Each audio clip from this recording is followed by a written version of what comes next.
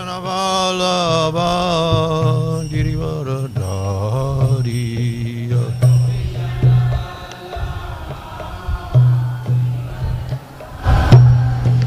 Yasoda Nandana Brajajana Ranjana Jamuna Tiravanachari Jamuna Jaya Radha Madhava Kunja Bihari Jaya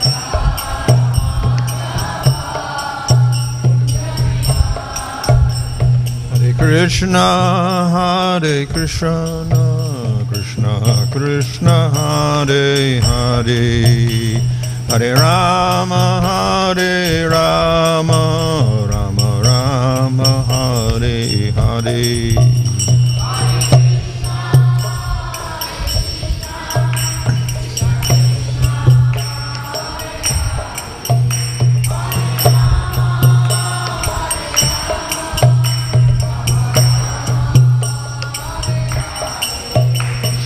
Prabhupada, Prabhupada, Prabhupada, Jaya Prabhupada, Jaya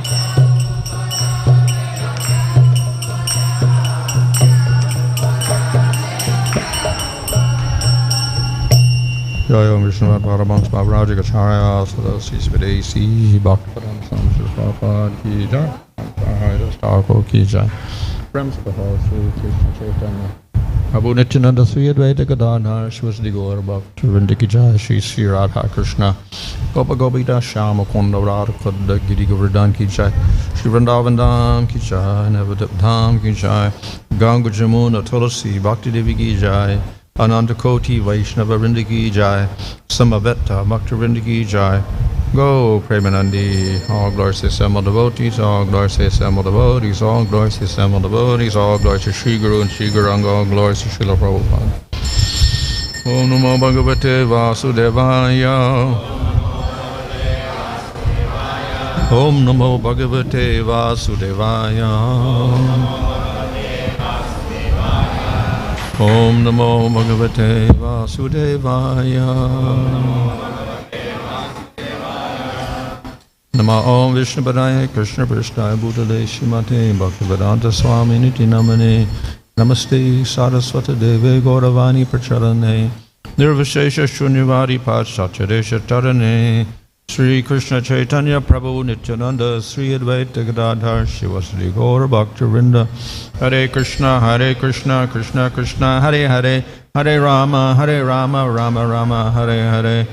Reading from Srimad Bhagavatam, Canto 11, Chapter 23, verse 57. Etāṁ sa āsthāya parātma-niṣṭhām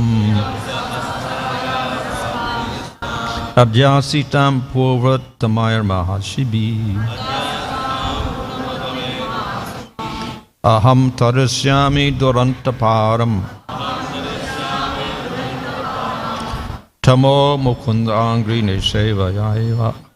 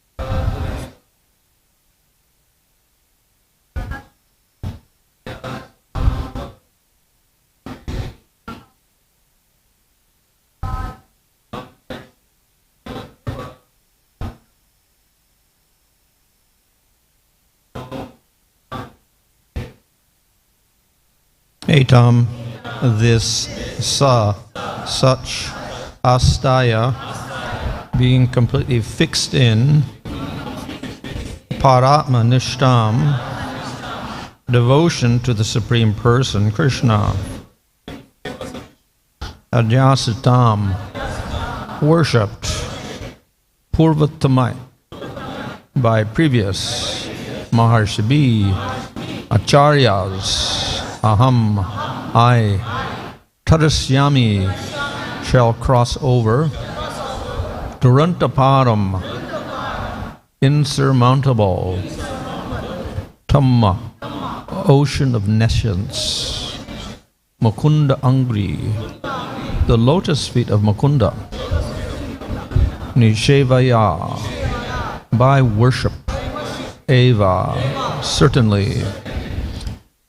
Translation: I shall cross over the insurmountable ocean of nescience by being firmly fixed in the service of the lotus feet of Kṛṣṇa.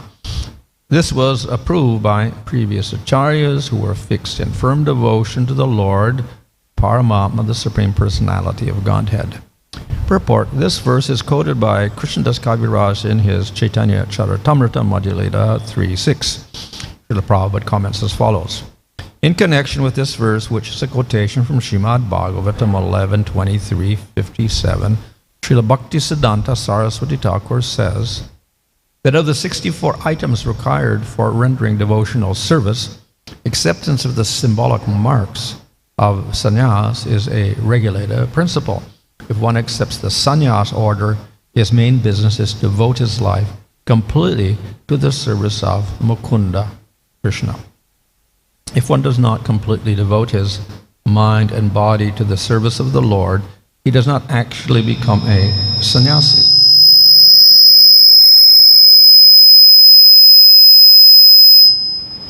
It is not simply a matter of changing dress. In Bhagavad Gita, it is also stated, Nasrita kama phalam karyam kama karoti sa sannyasi cha yogi cha. One who works devotedly for the satisfaction of Kṛṣṇa is a sannyasi. The dress is not sannyas, but the attitude of service to Kṛṣṇa is. The word parātma-niṣṭhām means being a devotee of Lord Kṛṣṇa. Parātma, the Supreme Person, is Kṛṣṇa. Ishvara Parama Kṛṣṇa Satchidananda Vigraha. Those who are completely dedicated to the lotus feet of Kṛṣṇa in service are actually sannyasis. As a matter of formality, the devotee accepts the sannyas dress as previous ācāryas did. He also accepts the 3 dandas. Later, Vishnu Swami considered that accepting the dress of a tridandi was parātma-niṣṭhām. Therefore, sincere devotees add another danda, the jiva danda, to the 3 existing dandas. The Vaishnava sannyasi is known as tridandi sannyasi. The Mayavadi sannyasi accepts only 1 danda, not understanding the purpose of tridanda. Later, many persons in the community of Shiva Swami gave up the ātma-niṣṭhā, devotional service of the Lord, and followed the path of Shankaracharya.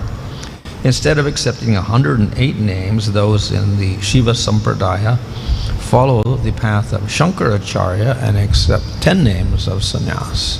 Although Sri Chaitanya Mahaprabhu accepted the then existing order of sannyas, namely Ekadanda, he still recited a verse from Śrīmad Bhagavatam about the Tridanda sannyas accepted by the Brahmana of Avantipur. Indirectly, he declared that within the Ekadanda, 1 danda, 4 dandas exist as 1. Accepting Ekadanda sannyas without parātma-niṣṭhā or devotional service to Lord Kṛṣṇa is not acceptable to Chaitanya Mahaprabhu. In addition, according to the exact regulative principles, one should add the jiva danda to the tridanda. These 4 dandas bound together as 1 are symbolic of unalloyed devotional service to the Lord.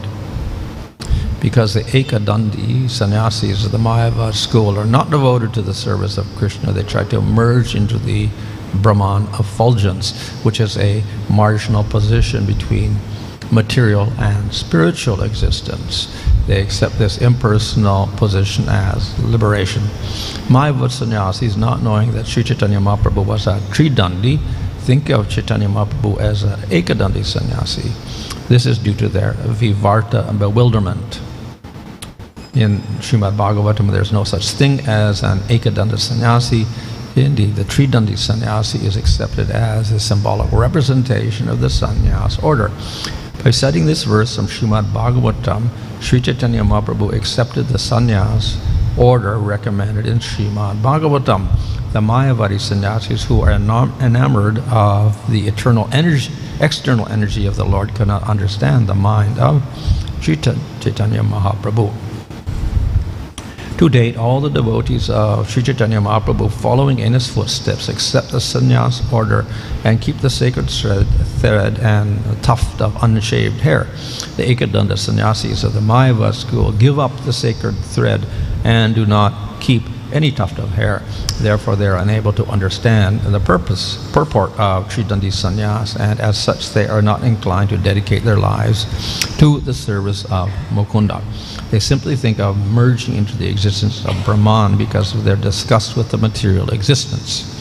The Ācāryas who advocate the Daiva Varnashram do not accept the proposition of Asura Varnashram, which maintains the social order of Varna is indicated by birth.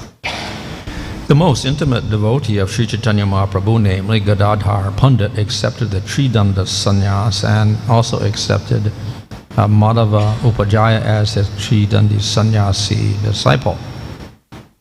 It is said that from this Madhvacharya, the sampradaya known in Western India as the Vallabhacharya sampradaya has begun.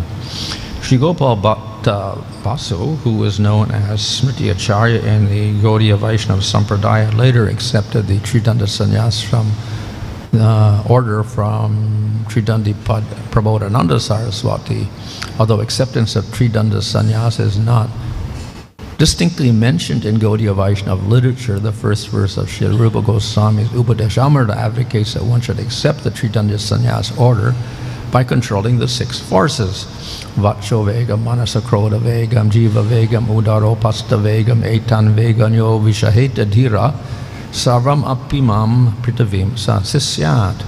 One who can control the forces of speech, mind, anger, belly, tongue, and genitals is known as a Goswami and is competent to accept disciples all over the world. The followers of Sri Chaitanya Mahaprabhu never accepted the Mayavad order of sannyas, and for this they cannot be blamed. Sri Chaitanya Mahaprabhu accepted Sridhar Swami, who was a Tridandi sannyasi, but the Mayavadi sannyasis, not understanding Sridhar Swami, sometimes think that Sridhar Swami belonged to the Mayavad Ekadanda sannyas community. Actually, this is not the case. So this is all a commentary by Bhaktisiddhanta Saraswati Thakur on Chaitanya Charitamrita. As is pointed out here, Kṛṣṇa's Kaviraj quotes this verse in Chaitanya Charitamrita in relation to Chaitanya Mahaprabhu taking sannyas. Kṛṣṇadas Kaviraj Goswami in the Slohatai Chaitanya Charitamritathil மேற்கோள் காட்டுகிறார். Chaitanya Mahaprabhu sannyasam எடுத்துக்கொண்டதை பற்றி விளக்கும்போது. So of course sannyas was not uncommon at that time. There were different types of sannyasis, but the Mayavad sannyasis were quite prominent. அந்த காலகட்டத்தில் சந்நியாசம் பரவலாக காணப்பட்டது. அதிலும் அதிகமாக மாயாவாதி சன்னியாசிகளே அதிகமாக இருந்தார்கள். But it is actually part of the Varnashram system. The last ashram is sannyas. இது வர்ணாசிரமத்தின் ஒரு அங்கமாக அமைந்திருந்தது. வர்ணாசிரமத்தின் இறுதி அங்கம் சந்நியாசமாகும். And different groups of spiritualists have incorporated sannyas into their system. பலவிதமான ஆன்மீகவாதிகளும் கூட சந்நியாசத்தை அவர்களுடைய அமைப்பின் ஒரு அங்கமாகவே கொண்டிருந்தார்கள். So of course the meaning of sannyas means to give up everything. சந்நியாசத்தின் பொருளாவது அனைத்தையும் துறப்பதாகும். But then again, even in the Bhagavatam we find there's 4 types of sannyasis. ஆனால் பாகவதத்திலும் கூட நாம் காண்கிறோம் 4 வகையான சன்னியாசிகள் இருக்கிறார்கள். So the first 2 types, the Bahudak and the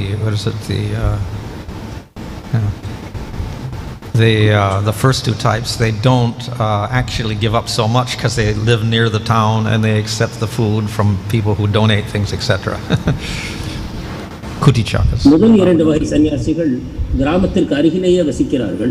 பகுதகா குட்டிச்சகா என்னும் பெயர்களை கொண்டு அவர்கள் கிராமத்தோடு ஓரளவு தொடர்பு கொண்டு இருக்கிறார்கள். And then the ācārya and the parāmahamsa, these are very renounced persons that don't live anywhere. They just walk around, and if they get food, they take it. If they don't get food, they don't eat, things like that. So they're very, very renounced. பரிவ்ராஜகாச்சாரியா Paramahamsa என்னும் சன்னியாசிகள் இதைவிட உயர்ந்த நிலையில் எங்கும் ஒரு ஸ்திரமாக ஒரு இடத்தில் இருக்காமல் அங்குமிங்கும் அலைந்து கொண்டிருக்கிறார்கள். எது கிடைக்குமோ அதை ஏற்றுக்கொள்கிறார்கள், மற்றபடி முழுமையாக துறவு நிலையில் இருக்கிறார்கள். So the sannyas order, of course, there are rules for it, general rules. சன்னியாச வழிமுறையில் இவர்கள் அனைவருக்குமே பொதுவான சட்டங்கள் இருக்கின்றன.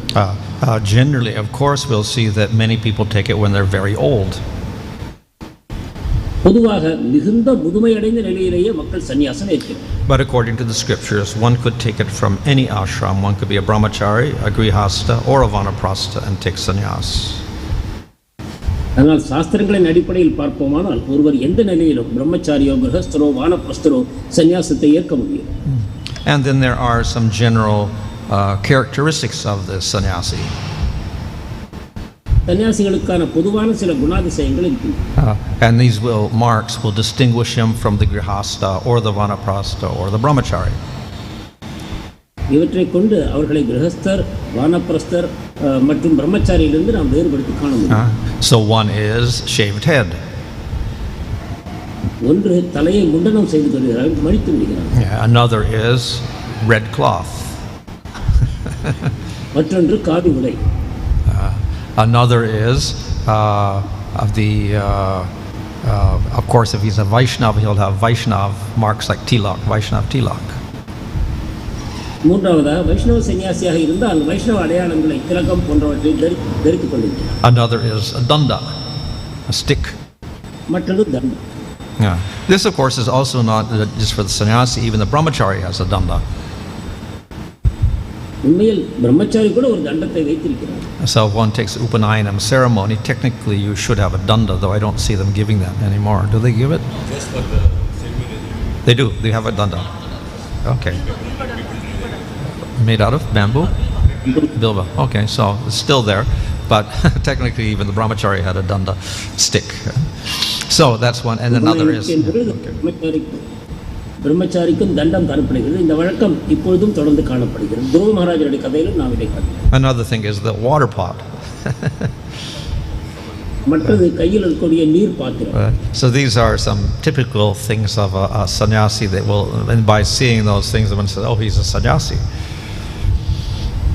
இவை அனைத்தையும் இந்த அடையாளங்களை கொண்டு ஒருவரை நாம் சன்னியாசியாக அடையாளம் காண்கிறோம். So this will distinguish him from the vanaprastha, who is also very renounced. இதன் மூலமாக வானப்பிரஸ்தரிலிருந்தும் அவரை நாம் வித்தியாசம் காண முடியும். ஏனென்றால் வானப்பிரஸ்தரும் கூட மிகுந்த துறவு நிலையில் உள்ளார். And will also distinguish him from the grihasta, who may also be quite renounced. One type of sannyas, grihasta, is one who just lives off the grain that falls in the fields, for instance. He doesn't beg, he doesn't work, he just takes the grains after they cultivate the fields and harvest the fields. He picks up the extra grains, and that's what he lives on. So he's a very renounced person also. But sannyasi is distinguished by these particular marks. கிரகஸ்தரிடமிருந்து வேற்றுமைப்படுத்துவதற்கும் கூட இந்த அடையாளங்கள் உதவுகின்றன. சில வகையான கிரகஸ்தர்கள் மிகுந்த துறவு நிலையில் உள்ளார்கள். அவர்கள் வயல்களில் சிதறி கிடக்கக்கூடிய தானியங்களை சேகரித்துக் கொண்டு வந்து அவற்றை கொண்டே அவர்கள் உணவாக ஏற்றுக்கொள்கிறார்கள். அவர்கள் மிகுந்த பற்றற்ற நிலையில் கூட கிரகஸ்த ஆசிரமத்தை பின்பற்றுகிறார்கள். So in this way, the different ashramas have their particular distinguishing features, so you can recognize persons on different levels. இவ்வாறாக வேறு வேறு ஆசிரமங்களுக்கு தனித்தனியான அடையாளங்கள் இருக்கின்றன. இவற்றை கொண்டு நாம் மக்களை வேறுபடுத்தி காண முடியும். And also in ancient times, even they could distinguish varnas by particular dress and particular color of dress, etc. இதை போலவே முற்காலத்தில் வர்ணங்களையும் கூட அவரவர் அணியக்கூடிய உடைகள் அவற்றின் வர்ணங்களை கொண்டு வேறுபடுத்தி காண முடிந்தது. So one of the reasons that for this is then it's easy to distinguish the sannyasi from everybody else because he's wearing this red cloth. So it's easy to distinguish, and therefore the rule is you have to give him the greatest respect. இதற்கு ஒரு காரணம் என்னவென்றால் சன்னியாசிக்கான தனிப்பட்ட உடையின் மூலமாக அவரை வேறுபடுத்தி அனைவரும் காண முடியும். அதன் மூலமாக அவருக்கு உத்தான அதிகபட்சமான மரியாதையை நாம் தர முடியும். So that is one of the rules of the varnashram system. Of course, you should respect the brahmana But then among the Brahmanas, then you accept the Brahman who's taking sannyas as the highest person in the whole varnashram system. வர்ணாசிரமத்தின் ஒரு சட்டம் பிராமணருக்கு அதிக மரியாதை தரப்பட வேண்டும். அதிலும் பிராமணரிலும் மிக உன்னதமான நிலையாகிய சன்னியாசத்தை ஏற்றுக்கொண்ட பிராமணருக்கு அதிகபட்சமான மரியாதை தரப்பட வேண்டும். But we can also argue that these are external signs. இவை வெளிப்புறமான அடையாளங்கள் என்று நாம் வாதிக்கக்கூடும். And one can take up a red cloth and have a stick and whatever, a water pot and go around and not be qualified at all. காவி உடையை எடுத்துக்கொண்டு கையில் ஒரு தடியும் கமண்டலத்தையும் வைத்துக்கொண்டு ஒருவர் தன்னை சன்னியாசியாக காட்டிக்கொள்ளலாம். உண்மையில் எந்த விதமான தகுதியும் இல்லாத பட்சத்திலும் கூட. So this is the problem with any particular system that is established. You can take up the external marks and get the respect and position and whatever and the privileges that go with it, though you may not be fully qualified.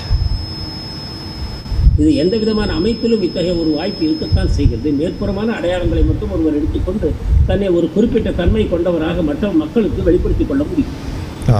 And thus Chaitanya Mahaprabhu was not so much interested in the varna or the ashram symbols. He said all this is external.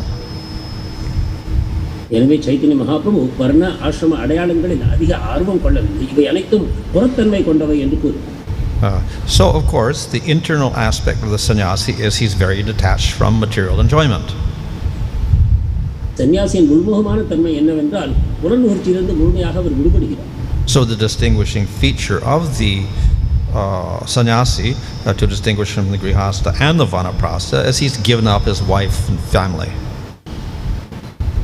எனவே சன்னியாசியின் ஒரு தனிப்பட்ட தன்மை என்னவென்றால் கிரகஸ்தரை போல வானப்பிரஸ்தரை போல இல்லாமல் தன்னுடைய மனைவியையும் அவர் துறந்து. So that is supposed to be a sign of detachment, giving up wife and family.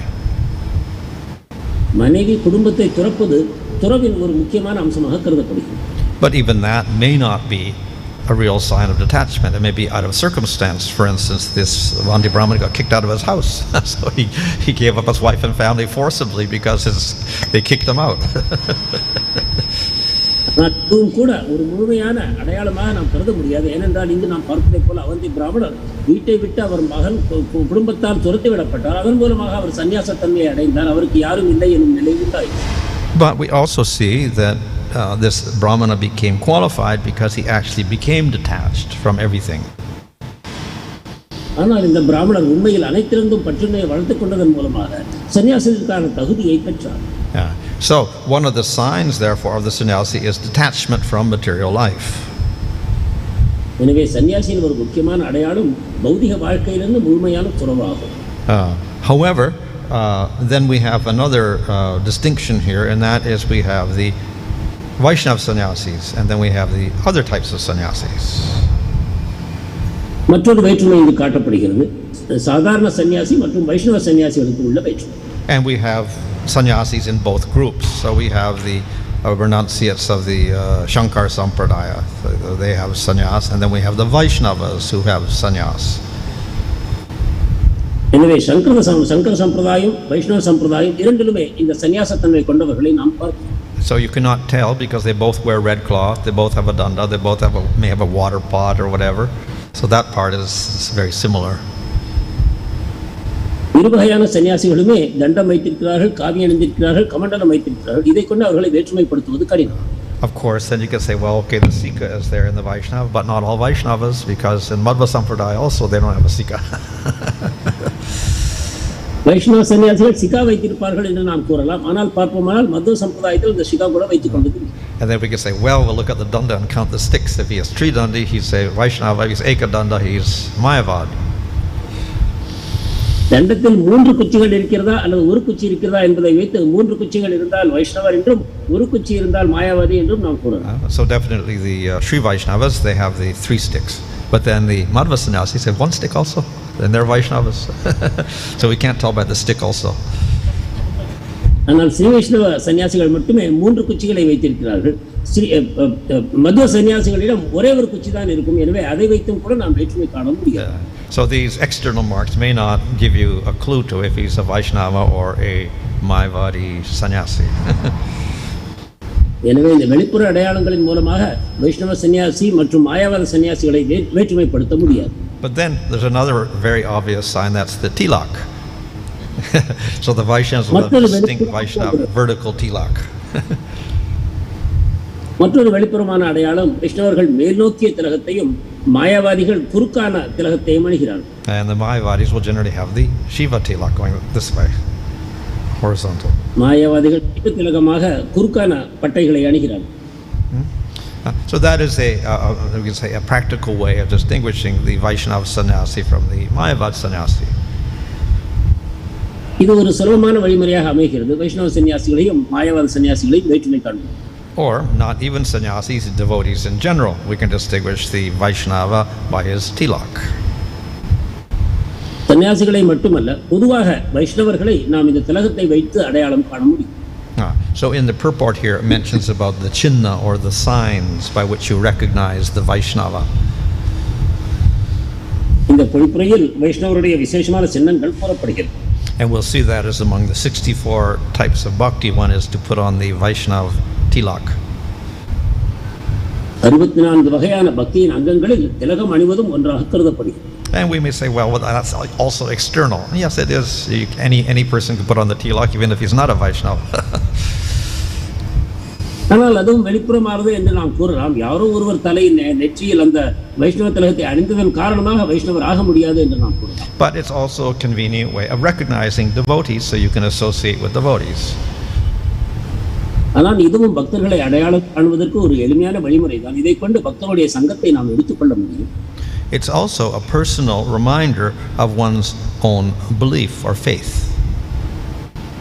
மேலும் இது நமக்கு நம்முடைய நம்பிக்கையை நினைவூட்டுவதற்கு பயன்படுகிறது. And we'll find that this is also prevalent in many groups and religions in the world. They have particular marks of their particular faith. இது உலகின் பல மதங்களிலும் கூட பரவலாக காணப்படுகிறது. அவரவர் மதத்திற்கு ஏற்ற அடையாளங்களை அவர்கள் அணிகிறார்கள். Again, maybe we can say it's also external in one sense, certainly. இதையும் நிச்சயமாக வெளிப்புறமானது என்று நாம் கூற முடியும். So it's not the ultimate test of being a Vaishnava whether you have tilak or not. எனவே திலகம் இருக்கிறதா இல்லையா என்பது ஒரு வைஷ்ணவரை அடையாளம் காண்பதற்கு இறுதியான தீர்வு அல்ல. The ultimate, obviously, is your internal state. இறுதியில் ஒருவருடைய உள்புறமான மனநிலை எப்படி இருக்கிறது என்பதை கொண்டே நாம் தீர்மானிக்க வேண்டும். So what distinguishes the Vaishnava or the Vaishnava sannyasi from everyone else is that he is surrendered to the Supreme Lord. வைஷ்ணவரையும் வைஷ்ணவ சன்னியாசியும் எவ்வாறு அடையாளம் காண்பது என்றால் அவர் பரமபுருஷ பகவானிடம் முழுமையாக சரணாகதி அடைந்திருக்கிறார். So one may also argue, well, the Mayavadis also worship Supreme Lord. மாயாவாதிகளும் பரமபுருஷரை வழிபடுகிறார்களே என்று நாம் வாதிக்கலாம். But ultimately we see that they don't accept a form of the Supreme Lord at all, and everything is ultimately one. ஆனால் இறுதியில் அவர்களை பார்ப்போமானால் பரமபுருஷ பகவானுடைய வடிவத்தை அவர்கள் ஏற்பதில்லை. அனைத்தும் இறுதியில் ஒன்றுதான் என்று வாதிக்கிறார். So we accept that on one level because of Brahman, or that oneness is part of Bhagavan. ஒரு தளத்தில் நாம் இதை ஏற்றுக்கொள்ளலாம். அனைத்தும் பிரம்மன் தான், பிரம்மன் பகவானுடைய ஒரு அம்சம் தான் என்று கூறலாம். But the Vaishnavas generally avoid such persons because of that idea of merging into God and then you would destroy your identity. ஆனால் வைஷ்ணவர்கள் பொதுவாக அத்தகைய மக்களை தவிர்க்கிறார்கள். ஏனென்றால் அவர்கள் அனைத்திலும் ஒன்றாக கரைந்து போய் தன்னுடைய தனித்தன்மையை இழக்க வேண்டும் என்று அவர்கள் ஆசைப்படுகிறார்கள். But in any case, for the talking here about the sannyasi, then the distinguishing factor ultimately is going to be what the person has as his main faith and belief. எனவே இங்கு சன்னியாசியை பற்றி தனிப்பட்ட விதத்தில் அடையாளம் காண்பதற்கு இறுதியான வழிமுறை என்னவென்றால் அவர் தனிப்பட்ட விதத்தில் எந்த நம்பிக்கையை வைத்திருக்கிறார் என்பது. So Chaitanya Mahaprabhu he accepted sannyas from Keshav Bharati, who was in the Mayavad group. So he had the ekadanda, the red cloth, no sikka, etc. Chaitanya Mahaprabhu மாயாவாதி சன்னியாசியாகிய Kesava பாரதியிடமிருந்து சன்னியாசத்தை ஏற்றார். அவர் ஏகதண்டம் வைத்திருந்தார், காவி உடையும் சிகை இல்லாமலும் இருந்தார். So then we'll say, well, why he took, Mayavad philosophy and accepted Mayavad philosophy? இதை கொண்டு அவர் மாயவாத தத்துவத்தையும் மாயவாத சன்னியாசத்தையும் ஏற்றார் என்று சிலர் கூறுகிறார். So he accepted some of the external signs of the Mayavad philosophy, but as this verse shows, he recited this verse, which is a verse recited by this Avanti Brahmana, who was actually a Vaishnava. ஆனால் மாயாவாதத்தின் வெளிப்புறமான அடையாளங்களை அவர் ஏற்றுக்கொண்ட பொழுதிலும் கூட அந்த சமயத்தில் இங்கு இந்த அவந்தி பிராமணர் கூறக்கூடிய இந்த ஸ்லோகத்தை கூறுவதன் மூலமாக அவர் எத்தகைய சன்னியாசத்தை ஏற்றார் என்பதை தெளிவுபடுத்துகிறார். So this is clearly stated here. I will cross over ocean of material existence by serving the lotus feet of Supreme Lord Kṛṣṇa. இந்த ஸ்லோகம் கூறுகிறது, நான் இந்த அறியாமையாகிய கடக்க முடியாத சமுத்திரத்தை கிருஷ்ணருடைய தாமரை பாதங்களில் சேவை செய்வது நிரந்தரமான சேவை செய்வதன் மூலமாக கடந்து விடுவேன் என்று கூறுகிறார். So because he took sannyas, he shares some principles even with the Mayavadi sannyasis, that is renunciation. எனவே சன்னியாசம் ஏற்றுவதன் மூலமாக மாயவாதி சன்னியாசிகளுடைய சில அடையாளங்களையும் அவர் ஏற்றுக்கொண்டார். உதாரணமாக துறவு. But the distinguishing factor here is that surrender to Supreme Lord. ஆனால் அவரை வித்தியாசப்படுத்தி காணக்கூடிய அம்சம் என்னவென்றால் அவர் பரமபுருஷ பகவானிடம் முழுமையான சரணாகதி செய்தார். So that is largely internal. இது உள்புறமான ஒரு தன்மையாகும். However, it is manifested through his words. ஆனால் அவர் செயல்பாடுகளின் மூலமாக இந்த உள்புறமான தன்மை வெளிப்படுகிறது. So after he took sannyas, he was not propagating Mayavad philosophy. He was propagating Vaishnava philosophy. சன்னியாசம் ஏற்ற பிறகு அவர் மாயவாத தத்துவத்தை பிரச்சாரம் செய்யவில்லை, வைஷ்ணவ தத்துவத்தையும் பிரச்சாரம் செய்தார்.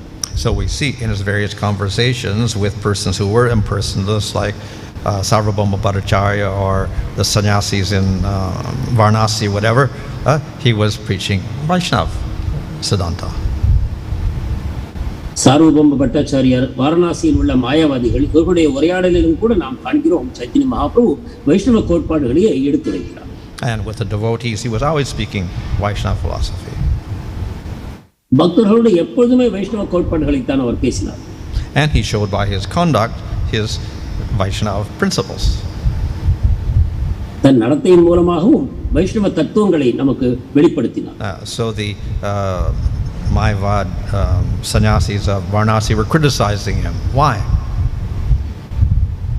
வாரணாசியில் உள்ள மாயாவாதி சன்னியாசிகள் அவரை ஏன் குறை கூறினார்? He's always chanting Krishna's name. That was the criticism. What he should be doing? He should be studying Vedanta. அவர் உண்மையில் என்ன செய்ய வேண்டும்? வேதாந்தத்தை படித்துக் கொண்டிருக்க வேண்டும். And same with Sarvabhauma Bhattacharya criticism. Oh, you should study Vedanta. You shouldn't be more serious. சார்வபௌம பட்டாச்சாரியரும் இதே குறையைத்தான் கூறினார். நீங்கள் வேதாந்த சூத்திரத்தை படிக்க வேண்டும், நீங்கள் அதில் தீவிரமாக ஈடுபட வேண்டும் என்று. So by his conduct and his words, even if he took sannyas that looked like Mayavad sannyas, still he was Vaishnava. எனவே தன்னுடைய நடத்தையின் மூலமாக சைத்தன்ய மகாபிரபு மாயாவாத சன்னியாசத்தை ஏற்றுக்கொண்ட பொழுதிலும் அவர் முழுமையாக வைஷ்ணவராகவே விளங்கினார். So because Chaitanya Mahaprabhu often said that all this is external anyway, many of the devotees after that did not take sannyas. Chaitanya Mahaprabhu இவை அனைத்தும் வெளித்தோற்றங்கள் என்று கூறியதன் காரணமாக அவருக்கு பின்னால் வந்த பல பக்தர்களும் கூட சன்னியாசத்தை ஏற்கவில்லை. Since those were external signs. இவை வெளிப்புறமான அடையாளங்கள் என்பதால் அவற்றை அவர்கள் நிராகரித்தார். So therefore they didn't, if they were very renounced, they didn't accept a danda, they didn't shave off their hair, etc., didn't wear red cloth. எனவே மிகுந்த துறவு நிலையில் இருந்த போதிலும் கூட அவர்கள் தண்டத்தையோ காவி வடையையோ முண்டனம் செய்த தலையையோ அவர்கள் ஏற்றுக்கொள்ளவில்லை. But they just absorbed themselves in serving the Supreme Lord. மாறாக பரமபுருஷருக்கு சேவையிலேயே தங்களை ஆழமாக ஈடுபடுத்திக் கொண்டார்கள். So therefore, the lesson we learn from this, that external symbols may be useful sometimes, but they're not always an ultimate test of the spiritual advancement of a person. எனவே இதிலிருந்து நமக்கு கிடைக்கக்கூடிய பாடம் என்னவென்றால் வெளிப்புறமான அடையாளங்கள் ஓரளவு பயனுள்ளவையாக இருந்தாலும் கூட ஒருவருடைய உண்மையான ஆன்மீக முன்னேற்றம் எந்த அளவு இருக்கிறது என்பதை இதை கொண்டு அறிய முடியாது. Hare Krishna. The soul is the basis for talking on all this varnas and ashramas and the position of the sannyas, the description of the sannyas and everything. That being the case, then what is the point or logic behind saying the jiva, the soul, to be the fourth danda? ஆத்மாவின் அடிப்படையில் தான் இந்த வர்ணாசிரமம் சன்னியாசம் இவையெல்லாம் பேசுகிறோம் என்றால் நான்காவது தண்டத்தை பற்றிய பேச்சு ஏன் வருகிறது? Well, the danda represents control of body, mind, and words, and surrender of body, mind, and words. But then the other was atma-nivedana, surrender of the soul also. மூன்று தண்டங்கள் மனம், வாக்கு, செயல் இவற்றை சரணாகதி செய்வதை குறிக்கிறது. நான்காவது தண்டம் ஆத்ம நிவேதனத்தை குறிக்கிறது. So here he says that one should engage in service to the lotus feet of the Lord. So we engage body, mind, words, and atma, or jiva, in the service of the Lord. இது ஒருவர் பகவானுடைய தாமரை பாதத்தின் சேவையில் தன்னை ஈடுபடுத்திக் கொள்ள வேண்டும் என்று கூறுவது தன்னுடைய மனம், வாக்கு, செயல்கள் மற்றும் தன்னுடைய ஆத்மாவை பகவானுடைய சேவையில் ஈடுபடுத்த. In this ISKCON we see that sannyas is taken from two ashramas. One is from Kṛṣṇa and from Brahmacharya. Okay, and sometimes we see and even the titles change, like those who take sannyas from Brahmacharya, remember they get a Swami, and those who take sannyas from Grihastha they get a Goswami. Why so distinction? But it's not mentioned, not in other sampradayas. Goswami and Swami, normally.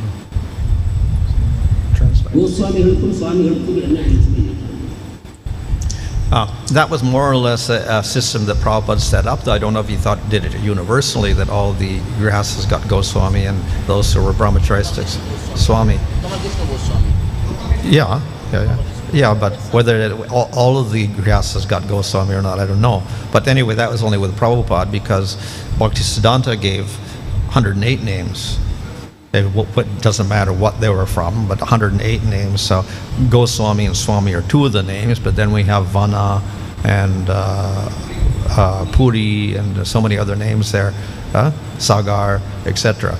So those are sannyas names also. So there are 108 names that are listed on the Gaudiya Kantahar. But Prabhupada didn't use those names. 108 பெயர்களை கொடுத்திருக்கிறார். அவற்றுக்குள் 2 தான் இந்த சுவாமி கோஸ்வாமி. பொதுவாக கிரகஸ்தர்களுக்கு கோஸ்வாமி என்ற பட்டம் வழங்கப்படும் என்னும் விதத்தில் நான் எந்த அடையாளத்தையும் காணவில்லை. So we do come to a problem. Does it mean that all ISKCON sannyasis can only have 2 names? Or could they take the other 106 names also? Is it possible? Is it possible or not? என்றால் என்ன கேள்வி எழுகிறது என்றால், சன்னியாசிகள் இந்த கோஸ்வாமி மற்றும் சுவாமி என்ற 2 பெயர்களை மட்டும் எடுத்துக்கொள்ள வேண்டுமா, அல்லது அந்த 108 விட்டு போயிருக்கிற மற்ற 106 பெயர்களையும் எடுத்துக்கொள்ள முடியுமா என்பது. So in favor of saying only 2 names, because Prabhupada only did that. Therefore we can only do that. That's the argument. Whether that's a valid argument or not, I don't know, but that's the argument that could be given.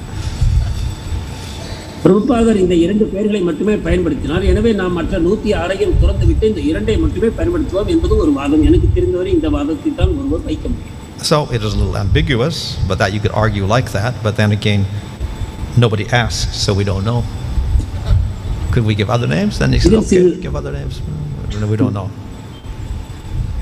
இதில் சிறிது தெளிவற்ற தன்மை நிலவுகிறது என்றாலும் கூட பொதுவாக ஸ்ரீல பிரபுபாதர் செய்தார் என்னும் அடிப்படையில் அந்த 2 பெயர்களை மட்டுமே நாம் இப்போது பயன்படுத்தலாம். So some things Prabhupada did, so we continue, but can only do like that, or can you do something else? We don't know. பிரபுபாதர் என்ன செய்தாரோ அதையே நாம் பின்பற்றுகிறோம். ஆனால் அவர் செய்யாத சில விஷயங்களை நாம் செய்யலாமா கூடாமா என்பது நமக்கு தெரியும். Prabhupada was a Grihastha, but he got only Swami, not Goswami. Yeah, true. And Bhaktisiddhanta Saraswati got Saraswati. Yeah. So the Bhaktisiddhanta gave all names to anybody. So. Well, the question is like Avanti Brahmana, he went to Grihastha ashram, made money, got vexed up in life. He saw all ups and downs. Then he took up renounced order. But sometimes question arises, even Ramanuja Sampradaya, they give only sannyasis to Grihasthas. They undergo all the things, then they feel I'm vexed up. Sometimes in modern world, when they see a sannyasi, they think, oh, he has completely got vexed up in life, that's the reason he has taken sannyas. So different aspects are there, how to understand this. In ISKCON we give, even for a brahmachari, he might not gone to all the sufferings as in Grihastha, and he enters sannyasa ashram. I'm just telling you material aspect.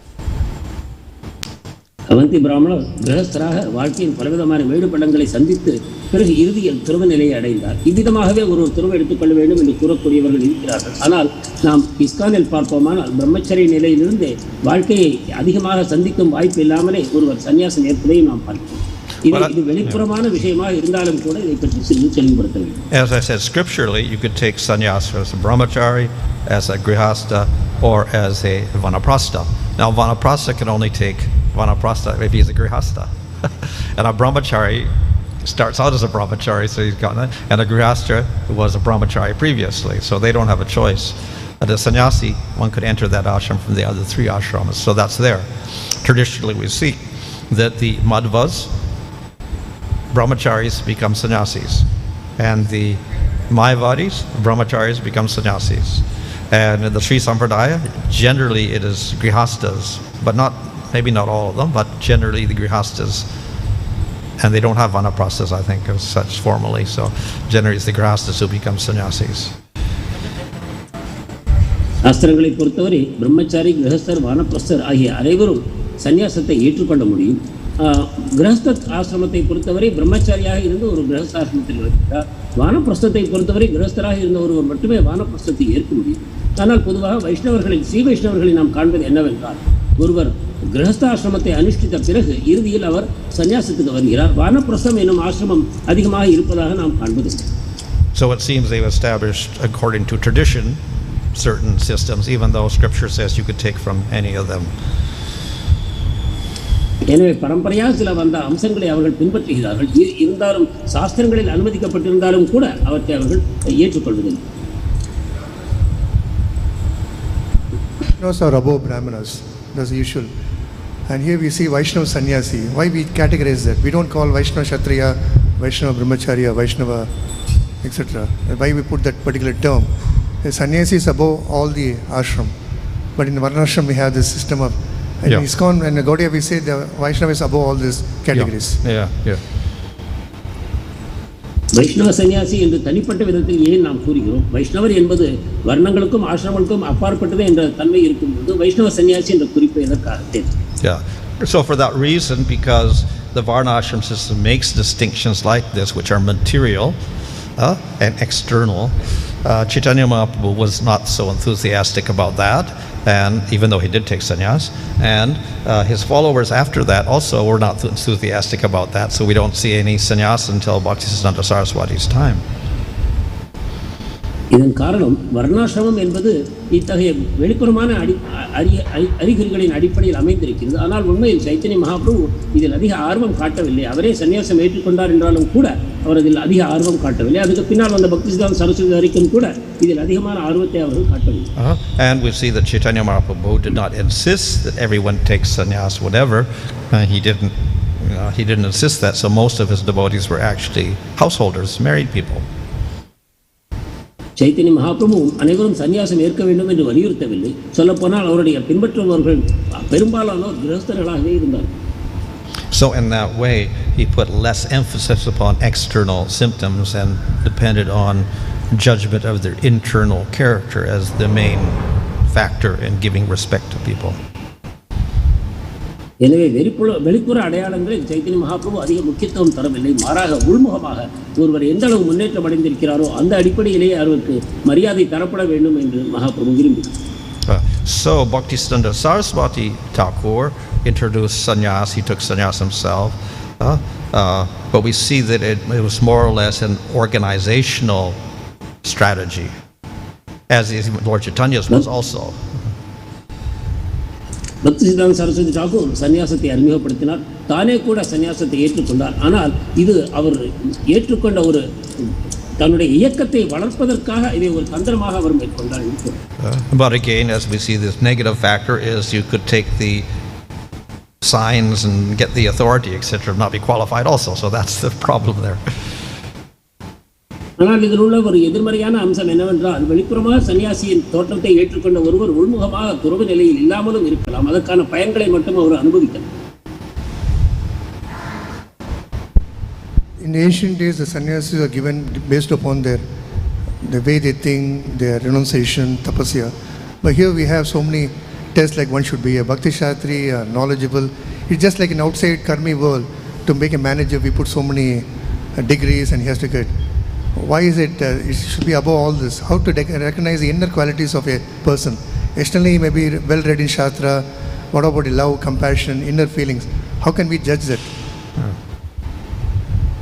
கடந்த காலத்தில் சன்னியாசியின் தன்மை அவருடைய உள்முகமான துறவு மற்றும் தபஸ் போன்ற அடிப்படைகள் தீர்மானிக்கப்பட்டது. ஆனால் இப்பொழுதோ நாம் அவர் பக்தி சாஸ்திரி செய்திருக்கிறாரா, பக்தி வைபவ செய்திருக்கிறாரா போன்ற வெளிப்புறமான அடையாளங்களின் மூலமாக தீர்மானிக்கிறோம். இதை பற்றி சிறிது கூற வேண்டும். So, of course, degrees or something we could say is somewhat external. பட்டங்கள் எல்லாம் வெளிப்புறமானவை என்று கூறலாம். But we do have to have some sort of standards by which we can judge things.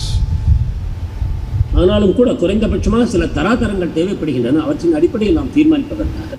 So we expect a person who is going to be a sannyasi should have some knowledge, so therefore having a degree is some sort of sign that he has some sort of knowledge. If he's got the degree, he must know something at least.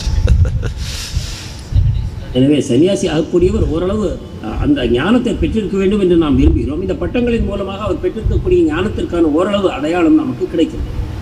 So they are convenient things, but we also they're not absolute. எனவே வசதி காரணமாக இவற்றை நாம் ஏற்றுக்கொண்டிருக்கிறோம். ஆனால் இவையே முழுமையானவை என்று கூற முடியாது. Just like you have all sorts of medical degrees but be a terrible doctor. So பல வகையான மருத்துவ பட்டங்களை கொண்டு நாம் ஒருவரை டாக்டர் என்று தீர்மானிக்கிறோம். Online questions? One more. Maharaj, we see in the last two lines, like he said, aham tariṣyāmi duranta-pāraṁ. It's like one kind of determination of the Avanti Brahmana that he will cross this insurmountable material world by serving the Mukunda. It's like a determination. And we also know that, that actually crossing material worlds is completely depend on the Supreme Lord's mercy. So how to understand this two statement? One is depending, only Lord can only deliver. Another is he said, no, I can cross it. I can cross by serving the Mukunda. Here his own determination, his conviction is there. So how to see these two statements? இந்த ஸ்லோகத்தில் அந்த சன்னியாசி கூறுகிறார், முகுந்தனுடைய தாவரி பாதங்களுக்கு சேவை செய்வதன் மூலமாக நான் இந்த சம்சாரத்தை கடப்பேன் என்று கூறுகிறார். ஆனால் பகவானுடைய துணை இல்லாமல் யாரும் தனிப்பட்ட விதத்தில் இந்த சம்சார சாகரத்தை கடக்க முடியாது என்று நாம் அறிகிறோம். இதை நாம் எவ்வாறு தெளிவுபடுத்திக் கொள்வது?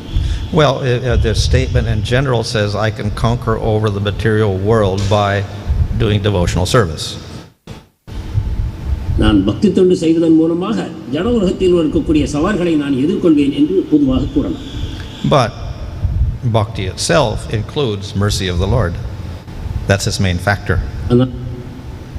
ஆனால் பக்தி என்றாலே அதில் பகவானுடைய கருணை உள்ளடங்கி இருக்கிறது. உண்மையில் அதுவே அதன் முக்கியமான அம்சமாகும். So we get the mercy of the Lord when we do bhakti. பக்தி செய்வதன் மூலமாக பகவானுடைய கருணையை நாம் பெறுகிறோம். And the Lord will give mercy in any form or whatever form he wants and whenever he wants. பகவானுடைய கருணையானது எந்த வடிவத்திலும் எந்த விதத்திலும் வர முடியும். Ultimately, the devotee doesn't care whether he overcomes the material world or not, but he wants to serve the lotus feet of the Lord with full devotion. இறுதியில் ஒரு பக்தர் ஜட உலகத்தை நான் கடக்கிறேனா இல்லையா என்பதில் கவனம் செலுத்துவதில்லை. மாறாக முழுமையான பக்தியுடன் நான் பகவானுக்கு சேவை செய்ய வேண்டும் என்பது ஒன்றே அவரது நோக்கமாகிறது. However, because he's acting as a sannyasi and the main goal of the sannyasi is to reject the material world and get liberation or whatever, therefore he talks about overcoming maya, material worlds, and that was the whole subject here, how to control the senses and tolerate the material miseries of the material world. ஆனால் சன்னியாசியாக இருக்கும் காரணத்தினால் சன்னியாசத்தின் முக்கியமான நோக்கம் ஜட உலக பந்தங்களிலிருந்து விடுபட்டு முக்தி அடைவதே என்னும் காரணத்தினால் இங்கு அதை பற்றிய விஷயங்களை அவர் பேசுகிறார். But this is all like secondary, getting out of the material world. ஆனால் ஜட உலகத்திலிருந்து விடுபடுவது என்பது இரண்டாம் பட்சமான லட்சியம்தான் என்று நாம் புரிந்து கொள்ள வேண்டும். Conviction, not that by serving the Mukunda, one day I'll cross the material world. Well, by serving the Lord, everything is accomplished. So everything, getting out of the material, going to the spiritual world, getting prema, etc. Everything. Sarva siddhi hoy. பகவானுக்கு சேவை செய்வதன் மூலமாக சர்வசித்திகாய் என்னும் விதத்தில் ஜட உலகத்திலிருந்து விடுபடுவது, பகவானிடம் பிரேமை கொள்வது, பகவானுக்கு சேவை செய்வது எனக்கூடிய அனைத்து லட்சியங்களும் அடையப்படுகிறது. Thank you, Maharaj. Please, you have at least 5 minutes for the online questions. So we have one question from mahā-ṛṣibhiḥ. Typically, people take sannyas in old age, but in old age there are maximum health issues. So how a sannyasi is expected to take care of health in that ashrama? முதுமையில் தான் பொதுவாக சன்னியாசம் ஏற்கப்படுகிறது. ஆனால் முதுமையில் தான் பலவிதமான நோய்களையும் நாம் எதிர்கொள்கிறோம். அப்பொழுது அத்தகைய சன்னியாசி தன்னுடைய நோய் போன்ற பலவிதமான பிரச்சனைகளை இவ்வாறு எதிர்கொள்கிறார். What was it? Hare Kṛṣna Prabhu, the question has to be repeated. The bars has to be brought down. Typically, the person takes sannyas in his old age, and in the old age there are a lot of health issues. So how a person who has taken sannyas in old age will manage that health issue? Can't hear it. Well, the question is, sanyasis is the fourth ashram. Typically, people take it in the old age, but in old age there are maximum health issues. How sannyasi is expected to take care of health in that ashram? Oh, yeah. Well, it's expected that the person would have a certain amount of good health because he has to depend on his own means. He has no money. He's living alone, etc. So, if he were sick, then he wouldn't take sannyas. சன்னியாசம் ஏற்பவர் ஓரளவு ஆரோக்கியத்துடன் இருக்க வேண்டும் என்று நாம் எதிர்பார்க்கலாம். ஏனென்றால் அவரிடம் பண வசதி இருக்காது, தன்னைத்தானே பார்த்து கொள்ள வேண்டிய நிலையில் இருக்கிறார். For instance, we see the Paramātmā, he's walking everywhere, you know, just out in the wild, so he has to be pretty healthy to do that. He couldn't, if he was sick, he couldn't do that. Paramahamsa சன்னியாசியானவர் எல்லா இடங்களுக்கும் செல்கிறார். மழை, குளிர், வெயில் என்று பார்க்காமல் எல்லா இடங்களுக்கும் செல்லும் பொழுது அவர் ஓரளவு ஆரோக்கியத்துடன் இருப்பது அவசியம். The question may arise that in ISKCON we give only sannyas when you are across 50 years. But after 50 years, all these health issues will happen. We also say sannyas is only for preaching purpose. So how to understand? இஸ்கானிலும் கூட 50 வயதுக்கு பிறகுதான் சன்னியாசத்தை தருகிறோம். அவர் எல்லா இடங்களுக்கும் சென்று பிரச்சாரம் செய்ய வேண்டும் என்றும் எதிர்பார்க்கிறோம். அப்பொழுது அந்த முதுமையின் தாக்கங்கள் அவரிடம் எவ்வாறு இருக்கும்? Well, again, as I said, if he's very sick, then better he doesn't. So, if he's old and healthy, fine. But it's not, you know, that's just some sort of precaution, but it's not an absolute standard also of being 50 years old. So better get a doctor's certificate. Something. நான் கூறியதைப் போல சன்னியாசம் எடுக்கும்போது ஓரளவு ஆரோக்கியத்துடன் இருக்க வேண்டும். 50 வயதுக்கு மேல் அவர் ஆரோக்கிய குறைவாக இருக்கிறார் என்றால் சன்னியாசம் எடுத்துக்கொள்ளாமல் இருப்பதே சிறந்ததாகும். The next question is from Medhavini Sakidasi. The followers of Mayavadi philosophy, especially in South India, are high on principles of austerity and very learned in scriptures like Gita. Well, they do misinterpret the final goal. Since we are very close with our relatives, we cannot avoid them because they follow Mayavadi philosophy. In such a case, what is the best way to preach to them, Maharaj, so that we bring them to Kṛṣna consciousness, the right understanding of Kṛṣna to Bhagavan Swayam? Please help understand this. தென்னிந்தியாவில் உள்ள பக்தர்கள் பொதுவாக மாயாவாத சன்னியாசிகளிடம் அதிக ஈடுபாடு கொண்டிருக்கிறார்கள். இந்த மாயாவாத சன்னியாசிகளும் பகவத்கீதை மற்றும் இதர சாஸ்திரங்களில் அதிக தேர்ச்சியும் புலமையும் பெற்றவர்களாக இருக்கிறார்கள். நம்முடைய உறவினர்கள் தென்னிந்தியர்கள் என்னும் பட்சத்தில் அவர்களுக்கு நாம் எவ்வாறு பிரச்சாரம் செய்வோம்? If they read Bhagavad Gita, then you can tell them, okay, you follow the instructions of Kṛṣna and Bhagavad Gita. That's all. அவர்கள் பகவத்கீதையை படிப்பார்கள் என்னும் பட்சத்தில் நீங்கள் பகவத்கீதையில் பகவான் கிருஷ்ணர் கூறியுள்ள அறிவுரைகளை பின்பற்றுங்கள் என்று நாம் கூறலாம். அவ்வளவுதான். Praveen Kumar, I accept that karmas get destroyed by chanting holy name, but how can I see this? And also, how can I understand that my material desires are diminishing by chanting? புனித நாமம் கர்மத்தையும் பாவங்களையும் அழிக்கும் என்பதை நான் ஏற்றுக்கொள்கிறேன். ஆனாலும் கூட நாம ஜபத்தின் மூலமாக என்னுடைய வேண்டாத ஆசைகள் நீங்குவதை நான் எவ்வாறு உணர முடியும்? Well, karmas themselves are invisible, so you can't see them if they're present or they're destroyed. கர்மா காண முடியாது என்னும் காரணத்தினால் அது இருக்கிறதா அழிந்து விட்டதா என்பதை நாம் உணர முடியாது. But we can perceive or experience the effects. ஆனால் விளைவுகளை நாம் உணர முடியும். And therefore, if the karmas are getting destroyed, there will be less suffering. எனவே கர்மா அழிகிறது என்றால் துன்பங்கள் நமக்கு குறைய வேண்டும். But then, of course, that also is not a 100% a good test. அதுவும் 100% ஏற்றுக்கொள்ளக்கூடிய பரிசோதனை முறை அல்ல. Because the karmas may be gone, but still it looks like there is some suffering. ஏனென்றால் கர்மங்கள் நீங்கிய பிறகும் கூட துக்கம் இருப்பதைப் போல ஒரு தோற்றம் இருக்கலாம். So the main idea here is that we should not be so much interested in looking at how the suffering is disappearing, but we should try to increase our attraction to Kṛṣṇa. இதில் புரிந்து கொள்ள வேண்டியது என்னவென்றால் நம்முடைய துக்கம் குறைகிறதா என்பதை கவனத்தை செலுத்தாமல் நமக்கு கிருஷ்ணரிடம் ஆர்வமும் பற்றும் அதிகரிக்கிறதா என்பதையே கவனிக்க வேண்டும். Last question from the YouTube. Isn't it cruelty on the part of the children to allow aged parents to take sannyas and not take care of their health? குழந்தைகள் பெற்றோர்களை சன்னியாசம் எடுக்க அனுமதித்து அவருடைய ஆரோக்கியத்தை பார்த்துக் கொள்ளாமல் இருப்பது சரியா?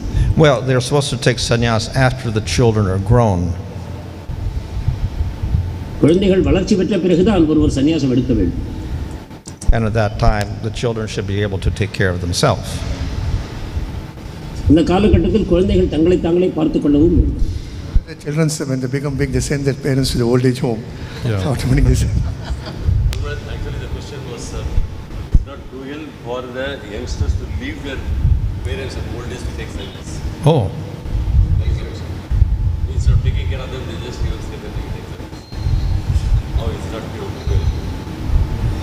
Well, if they just they don't take care of them at all, that's not a good responsibility. At the same time, for the parents, they should not expect to be taken care of. They should expect to renounce.